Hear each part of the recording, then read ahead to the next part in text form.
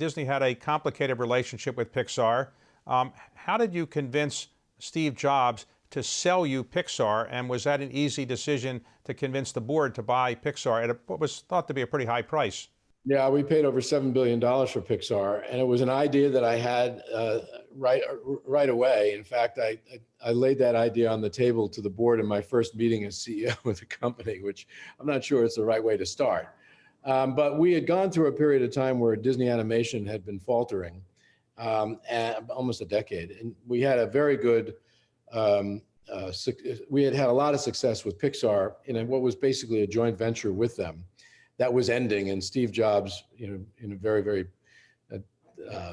difficult and kind of in-your-face manner, told us publicly, meaning he made an announcement publicly, that the Pixar relationship with Disney would end. I felt that I had to address Disney animation, that it needed huge improvement. And I thought the fastest way to accomplish that, albeit the riskiest and the most expensive, was to buy Pixar. Not only to bring Pixar in as part of the company, but bring the executives in that would created all the success of Pixar and have them turn Disney animation around. And that was my pitch to the board. And it took, on the board side, it took from October to January to convince them it was the right thing. And a lot of, I used up all the capital I had, and I didn't have much because I was a brand new CEO. But I also was able to convince Steve Jobs that it was a good idea. When the notion of buying Pixar came to me, I called him up. I was actually quite nervous. I got him on the phone and I said, I've got a crazy idea. Can I come up and talk to you about it? Because I didn't think I should broach the subject on the phone.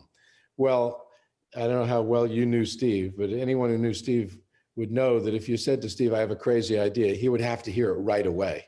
So the notion that I would say that to him and then say, but I'll come up and talk to you, was ridiculous. And he made me tell him on the phone, like in a minute, what I had in mind, what was my crazy idea. And he said, well, it's not that crazy. Why don't you come up and we'll talk about it? And that led to a very, very interesting discussion with him on the subject, us buying Pixar and Steve becoming the largest shareholder of the Walt Disney Company, a member of our board and a true friend of mine.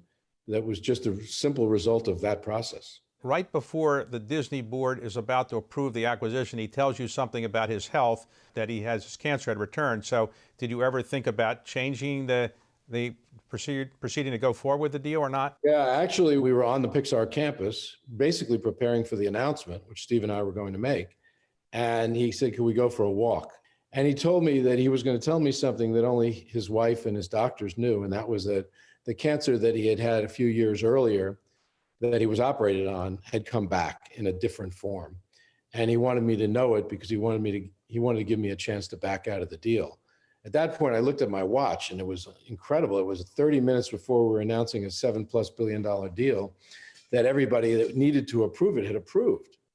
And it's not like I had an opportunity to phone anybody and ask for their advice because he demanded confidentiality. I made a decision kind of on the spot, which is that we were buying Pixar, that while Steve was important in the acquisition because he would become a board member and a shareholder, he was not material to the Pixar deal itself. And therefore, I thought that I was exercising the right set of responsibilities as the CEO of the company and in asking shareholders ultimately to approve a large acquisition.